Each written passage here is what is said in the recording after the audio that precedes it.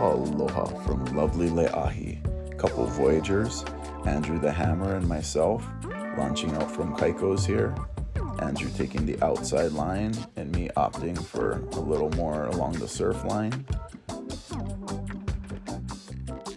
Here I am, I'm riding a Lift 120 with a 25 tail and a 28-inch mast. And I just start my run by pumping straight out from the surf break at Kaiko's to get myself into the wind line, as I could tell that the wind was quite easterly that day, which meant that the wind waves and groundswell would be pushing me more side on into the reef rather than along the reef or away from the reef. And this just allowed me to sort of work straight with the bumps as they come into shore and push me down the run, instead of cutting across them most of the time, so that way I can utilize the peaks and energy as much as possible and pump as little as I can. I'm riding the Cabrinha 800, which is a great downwind wing, although smaller wing for a real light wind day. The top speed allows me to ride the groundswell and stick with that a little more and just hopefully optimize that so I'm not pumping too much in between. And so I definitely took the inside line here, almost across the surf line, and just trying to link up with as many little carbs as I can in the little pockets. But this is also going to set me up, as you'll see in my next shot, being pretty far in on the line and having to pump out to get around Lighthouse. So some of you might be wondering why I'm riding such a tiny foil on a really light wind day.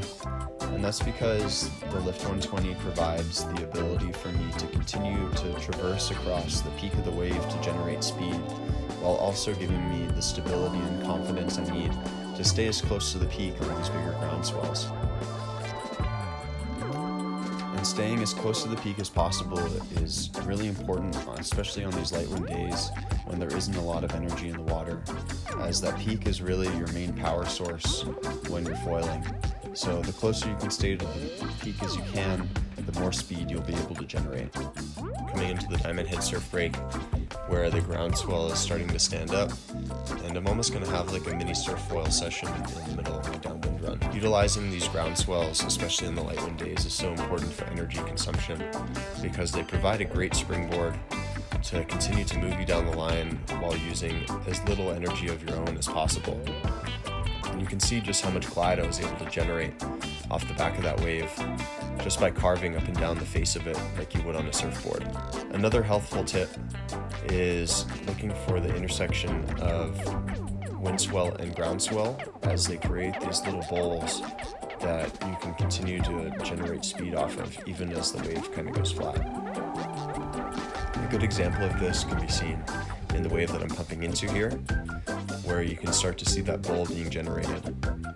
And I really don't start my bottom turn until I feel my foil engaging with that wave that's coming across the face. This allows me to accelerate through the bottom turn and kick off the back of the wave with as much speed as possible.